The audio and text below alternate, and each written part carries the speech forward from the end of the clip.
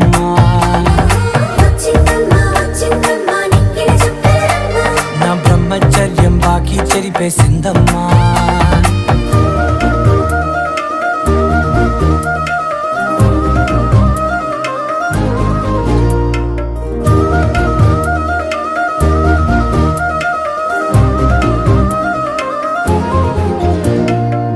ఏకాంతాలన్నీ ఏకాంతం లేక ఏకరువే పెట్టాయే ఏకంగా. సంతోషాలన్నీ సెలవన్నది లేక మనతోనే కొలువయ్యే మొత్తంగా. స్వాగతాలు లేని ఒంట్లో ఉండలేక విరహం